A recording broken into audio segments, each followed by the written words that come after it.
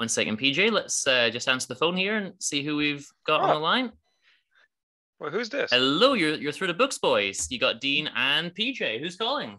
Well, this is Gary F. Bengier, and I'm delighted to join you today. Gary, amazing. Oh my God. That's a great surprise because we just read your book Unfettered Journey on the last episode. Yes. How wonderful. I'm glad to come back after you've reviewed it, but that's great. Let's talk about it. And we were worried that we may or may not have butchered the pronunciation of your last name. So do you want to say it again for me? The last name is Bengier, and actually it's French Huguenot, goes way back to the 16th century, right before the family had to get out of Dodge, if you will. We were debating whether to go full French kind of Bengier or like a kind of Bengier Americanized kind of. We weren't sure where on the scale to go. It was bastardized as it went through a few countries. Yeah. Wow. So this book's a year or two out now, 2020. That's right, isn't it? Yes, that's right. Yeah, it came out in the end of 2020 in the middle of COVID, and very pleased to say in the interim, it's won 11 book awards, and It is now out in 8 languages, and it's in English and also British English. So there's a British English edition for those of the listeners. Oh, wow, okay. Wow, so I don't have to complain when I see Zs instead of S's and things like that. Exactly right. I knew someone. This is a random aside. What other? PJ, I knew a Spanish person once who always wrote in American English and not British, and she said, because if I write in British English, the Americans will think I've just done it wrong. But if I write in American English, the British people will just sigh and be like, "Oh, okay," All right, okay. Oh, what languages have to be released then?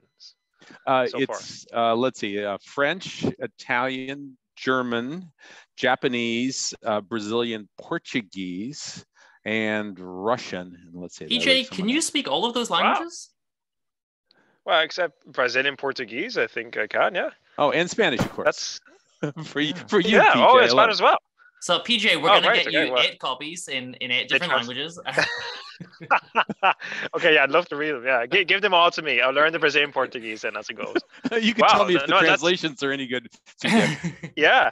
What I always love about when they're translated is that the book cover is usually quite different, and I do actually love that just some other artist from Brazil made like the interpretation of your story, and I do collect translations as well. But anyway, back to you. I must disappoint you. The covers are almost the same. So yeah. Oh well. But at least they're out there. Yeah, it was interesting to see my name in Cyrillic, though, and in Japanese. Oh, yeah. It's a good cover, though. I really like it. I mean, the cover got me curious before we even started. It's these people kind of hanging off this water wheel kind of thing. And I thought, right, what's going on here? And it's an attractive cover. So I think it was a good choice. Let me ask you this, because you got the book released during COVID. How long did it take to write? It took on the order of 3 years to actually write it, but I've been thinking about these ideas for 30 years actually. Starting a long time ago, thinking about some philosophical topics such as do we have free will? And I just know that both of you were philosophy we were indeed, undergraduates. Yeah. So that's how long I've been thinking about this. You probably have too, right? So there's fundamental questions that you can't get them out of your head. Did the COVID lockdown and everything, did that give you like the chance to kind of get it finished a bit quicker than you would have otherwise? Like, did that give you the free time to kind of say, right, I'm just gonna finally get this finished? Or was that like the expected release anyway? Well, it actually gave me the time to just spend even more rounds in editing. So I was working basically 80-hour weeks for a year during COVID. And, I had the fortune to work with some wonderful editors, and I had a half dozen editors, and I just kept on getting more because, writing is considered to be a sort of a singular kind of exercise, but, and because, I think good books are out of one unified mind. It's not a camel made by committee, right? Which is a horse.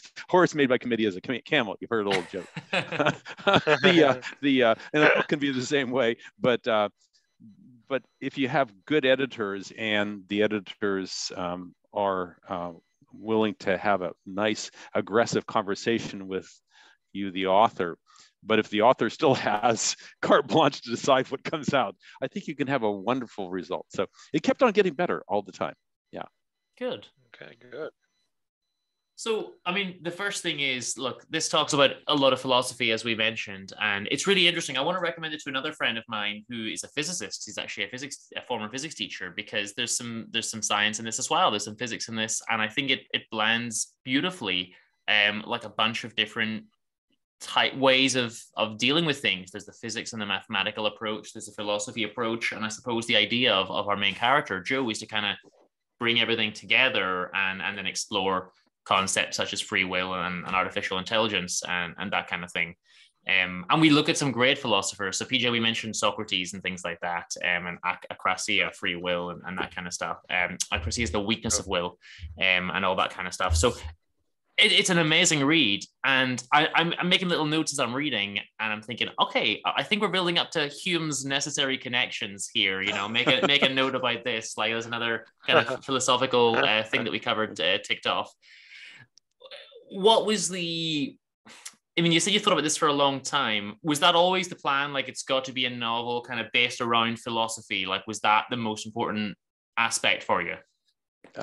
No, actually, there's a companion appendices, as it's called, which is essentially 3 philosophical papers that are a rigorous set of documents, which these papers probably only will be interesting to real philosophers, but that's such a silo, right? There's 100 people that will read that. So and those 3 papers are philosophical explorations on time, ontology, and the nature of mind.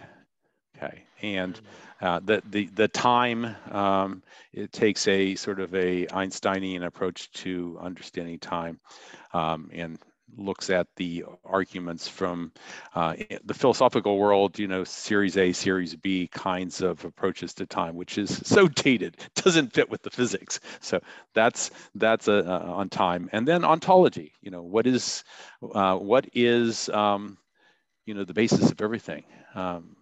Ontology, as our readers will probably know, is the study of what there is. And then how does that fit in with the nature of mind? And in particular, how can we have free will if we believe in a closed physical universe, which is what the laws of science tells us today, and if you believe the science, which sort of hints on the edge of whether there's a determinism underlying everything, which is part of, Schrodinger's equation. If you go through the math, there's a lot of the physics that suggests there are certain things that are determined, or at least randomly collapsing the wave. And so how can all of that work in terms of free will, if there is such a thing? So when we deal with free will, there have been some more recent problems that have come up. And Jaegwon Kim, the philosopher, came up with an argument about mental causation. And his argument on mental causation leads one into a great dilemma, because no one yet has figured out how to answer his structure to that question. And it's very puzzling. So one of the philosophers, Jerry Fodor, said, if this is true, then everything that I believe, that if I pinch myself, then that's me pinching. If everything about the world that I believe is completely wrong, and it's the end of the world.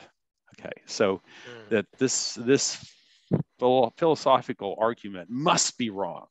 And so I spent a lot of time in my master's in philosophy dealing with mental ontology and this particular problem, and tried to come up with a solution. And so I have a hypothesis about what that solution might be. And that solution does actually allow for free will.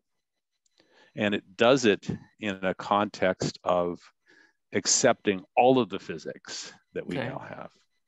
And so sorry to go on so long about that, but that's the deep understanding that I was grappling with.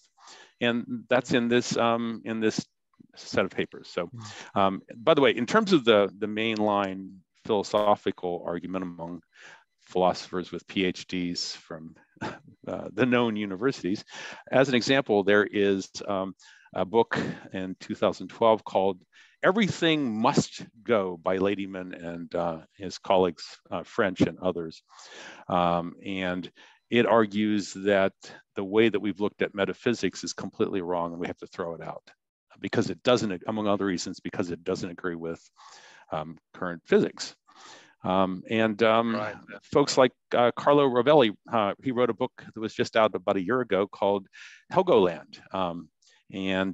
He's in that book, he tries to explain quantum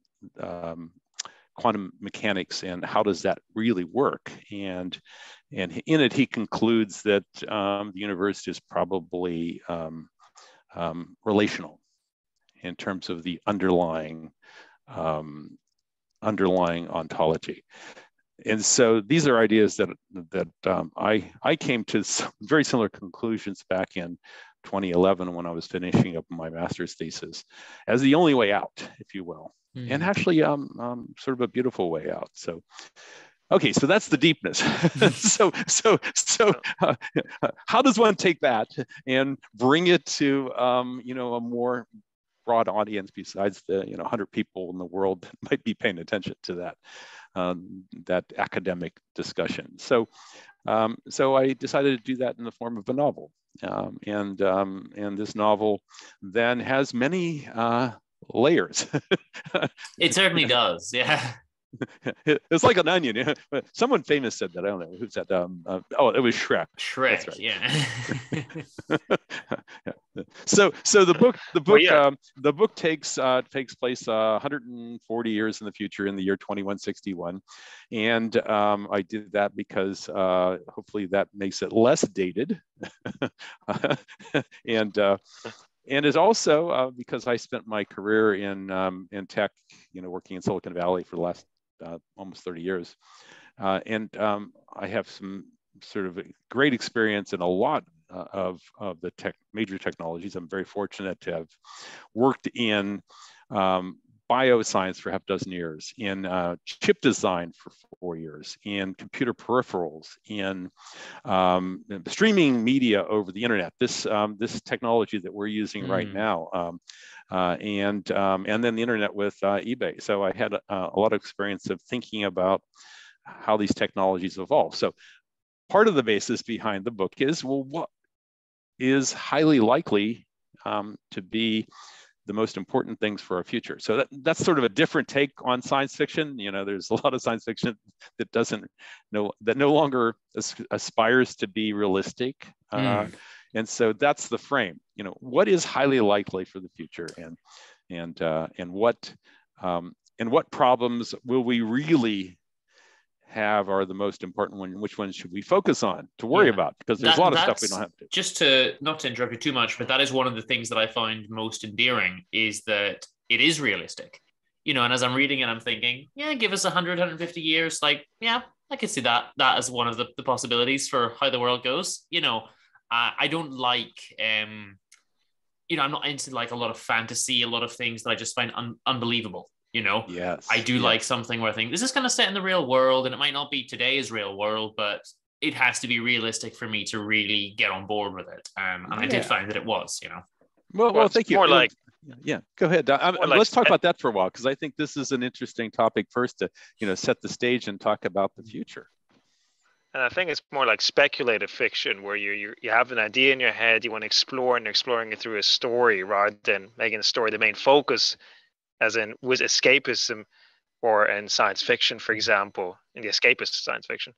So I think it's an interesting concept. Yeah, I did recommend the book last month that was called $1 Trillion by Eschbach. And it's really a German, not sci-fi book, I would say, but again, speculative fiction, which is just the theme. What would happen if someone had an incredible amount of money? What if one person had the amount of money a first world country might have. So I like the idea that you're incorporating your ideas and making a story, and then people can see through the story how these ideas evolve. I was reading this and thinking, look, I can be a bit of a pessimist, and I kind of feel like we're heading for a technological dystopia, and a capitalist dystopia. So I'm reading this book and I'm thinking, oh no, this is the dystopia that I've been waiting patiently for. You know, this is what I'm looking for. I mean, there's pros and cons of the book, you know, of the world. You do a good job with world building.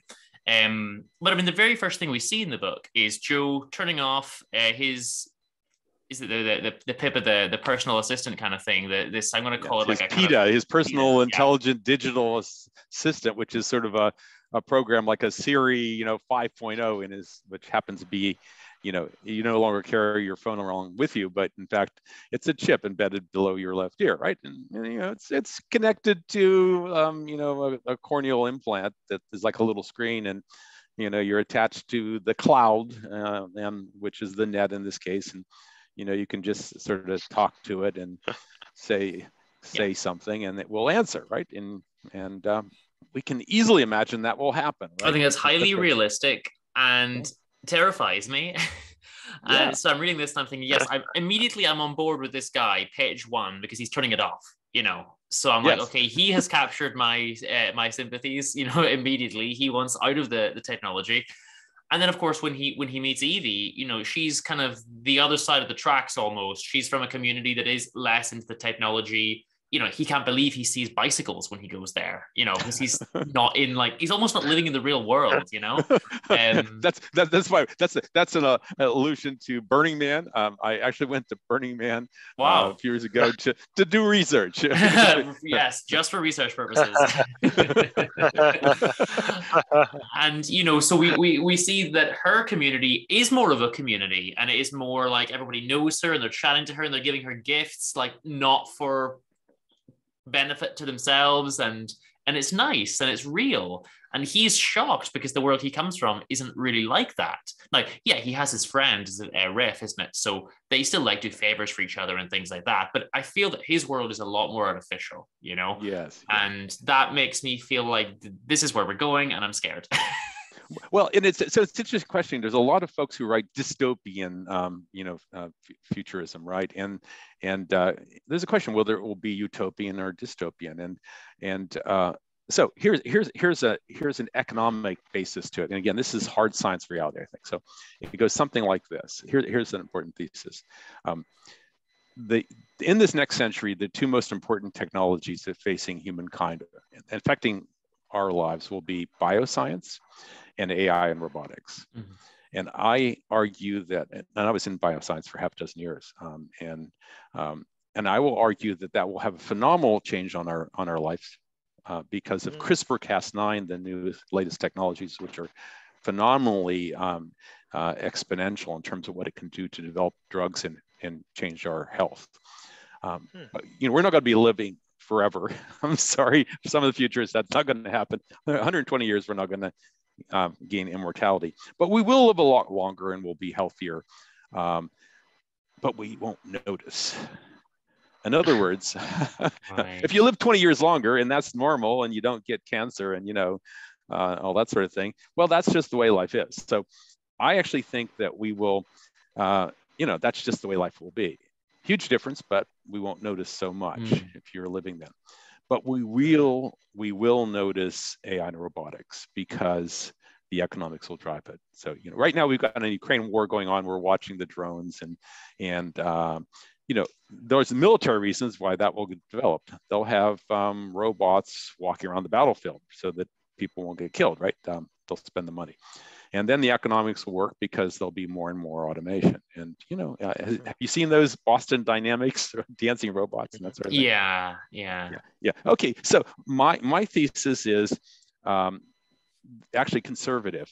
That's not going to happen overnight. It's not going to be in 10 years and 20 years because it's going to take a long time to make this work out. You're going to have to, you know, mean, just like the automobile, you had to build the roads and you had to put the legal infrastructure in to deal with what happens when people die and stuff. Getting robots to be ubiquitous will take a long time, but it's a simple engineering problem in the sense it's from A to Z. There's nothing unknown in the steps. It's just a matter of making it work better and solving problems, right? So I think in the next 100 years, they're going to be really annoying because they're going to do unexpected things. But they're going to build them, and eventually they're going to be about our size because they'll fit into all the infrastructure that is in, trillions of dollars of infrastructure that fit people. And pretty soon you'll have, robots that'll be the servers in the restaurants and all that. And then they will be mining the ores and smelting the metal and building the factories that build the robots. Mm-hmm. And when that happens, two things. One is, human productivity will not be based on us, but it'll be based on the machines making machines. And that means that there'll be a bunch of robots. And so the amount of stuff in the world that can be made by them is going to be really a lot. There'll be a lot of stuff. But the second thing is there will be no jobs. That's what I was about to say. I think the book deals with that well, but I suppose there's been societies in the past. We look at the likes of ancient Sparta that had an entire town, Messenia, enslaved to do all their labor for them and then just give them the profits, essentially. We would need to use robots like that. My question is, how do we get there? Because what's going to happen is one by one, companies will take in robots and fire people. And that person now doesn't have a job, and I'm thinking, like, how do we kind of bridge this gap between now there's enough robots doing all the work that people don't have to work. We've hit the supposed utopia, I guess, and in the meantime, because I see this, right? You put an automated checkout in the store, Mr. Store owner saves some money. It's not, he doesn't say to the guy, good news, a robot can do your job. You go home and I'll still pay you. That's right. So Dean, you've hit exactly the problem that I focus on. I think that is, you're exactly right. Crossing the chasm from where we are now to what that world will look like when there are no jobs. And the fact there'll be a lot of stuff. So how do we, starting in the West, do that in a way that doesn't destroy society, right? It's because essentially the fact that some few will own those robot factories is it's an asymmetric point, right? It's not stable. Sure. So who owns the robot factories, right? So this is where the socialism comes in, I guess, right? This is where we nationalize everything.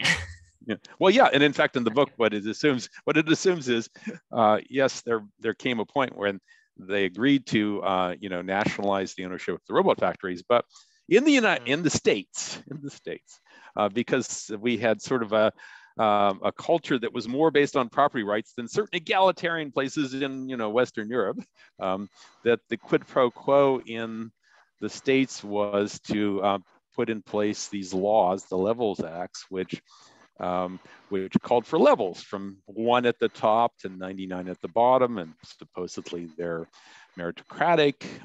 They're based upon how your own merit. There is some hint that maybe there's some legacy built into it, and maybe they're not quite so fair. So that's the social issue that and that's the conceit that I use to drive some of the drama in the story. Is that now? Let's all hope that doesn't happen, right? But yeah, I mean, PJ, just to fill you in a bit, the way the levels works, as I understand it, the way I read this, right, and maybe this isn't necessarily the intention. It felt to me like we've almost introduced a kind of socialist, kind of almost communist thing where they said, let's nationalize all this production. Now the people don't have to work, and this is all great, and you get your basic sustenance provided. But if you want to work, you still can, but it's very limited to like 12 hours a week. But then there is this culture of like, but you could be doing more, and these silly laws that restrict our work. And it's kind of going back to the capitalism again, and the people in the higher levels have more luxuries. So it's like bringing back the capitalism again. And that made me a little bit sad. I'm a big anti-capitalist, but... This is what Andrew Yang writes about in the War on Normal People. I don't know if you read it, Gary, but he talks a lot about automation and just disappearance of jobs in modern America specifically, and that everything's becoming automated and looks very good, but slowly no jobs and more crisis, more mental crisis. And so it's an interesting. And Dean, to the point about the the luxuries. So in the book, I assume that everything's free. You walk in the restaurant, you just order, and then you walk out, wave to the robot.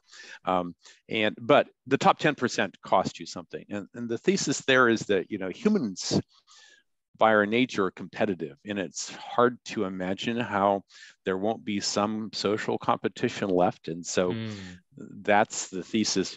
There is still credits that you pay for things, and still some people want to value those to be different than someone else, right? So that's why if you want the best wine, the best Irish whiskey, you have to pay for it. And I'll stress, because I don't know if I made it clear, I find that is very realistic. It just makes me sad. Not that like I don't like how the book's dealt with it. More like it's dealt with it in the right way. I'm disappointed by humanity, kind of sad. That's right. But and back to the jobs, though, it's an interesting thing. So as an example, one of the jobs is held by a woman named Dina, and she is the manager in charge of a space station orbiting the moon, whose mission is to send probes to exoplanets, right? And she's got 1,000 robots working to build this thing. That's her job. That's a cool job. Can you imagine a world where having a job is a privilege? It's an unusual mindset for me, because I'm stuck in that, jobs are a kind of slavery mentality. But no, she has this job that she loves, that is a privilege, and she wishes they could work more than they're actually allowed to do. So to recap this conversation about the hard science view that is the setting for the book, my thoughts are, first, that I think it's important for speculative fiction to actually deal with the real problems that humanity will face. And this one of the automation making jobs go away, at the same time that we'll have a lot more economic output, tons. It can be a utopia. And so how do we manage that? That's a key problem. And so that's the setting for the reason why that is in the book. Yeah. But I mean, just to quickly say, like, I loved it because there is a romance story as well. You got to have that. I love that. I'm a sucker for a romance story. But then I'm like, hold on, it's romance and Socrates. Like, this is just what I needed, And then we're bringing in the philosophy, and I'm having the economic kind of thoughts, the political philosophy, and then all these different layers of things. I'm like, this is amazing. This is exactly what I wanted from a novel, essentially. You've written the perfect novel, Well, thank you. Well, and now to the ideas. As I said, my master's thesis was in philosophy of mind, and in speculative fiction, there's a lot of, I think, crazy stuff. Where are robots going to be sentient and conscious? There was a controversy a few months back where a Google engineer was saying that one of their products is conscious, which everyone attacked as being complete malarkey at this point. So, and I agree with that. Question is whether they will ever be conscious, and there's the hard problem of consciousness. We don't even understand what it is. And so could we even create it in a machine? Will that ever happen? I think that's a very important question. You've just asked yourself the question that I wanted to ask you next, because that's Joe's whole point, is to find out, can we make this AI really have a human level of consciousness? I mean, do you think that it is possible eventually? Well, I'll say in the book that Joe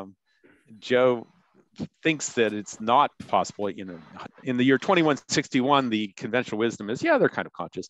And Joe, being an AI scientist, knows that it's all cheap tricks all the way down. But can it ever happen? Well, in the book, I leave that a little bit ambiguous at the end. There's the scene where the robot does something, and Joe asked, did that robot just tell a joke? And we do get more from the robots near the end. Not to give spoilers, I never really talk about the last kind of third of a novel, but we get very actiony because it's an action movie near the end with all this kind of cool stuff going on, and the robots are kind of driving some of this, and we start to question more like, well, could this one be a little bit closer to like that kind of consciousness than maybe we thought was possible? So it is interesting, you know. Yeah. So to be more precise in answering your question, in my characterization of how physics works, in my hypothesis about ontology of and how this all fits together, that would not preclude this. But I'm unsure whether we can ever create that. So we're talking millennia, I think. Yeah. Okay. Fair answer. Well, look, we're almost out of time, so I'm going to ask you two final questions. The first one is, do you want to real quick plug your website or tell people where they can get the book? Yes, so they can get the book, as I said, 8 languages, 11 awards. You can get it on Amazon and in bookstores around the world now. And my website is Gary F. Bengier, Bengier, GaryFBengier.com.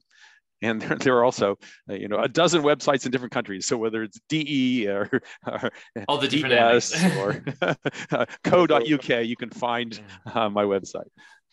Well, now to the last question that we always ask, that we have kindly not given you time to prepare for.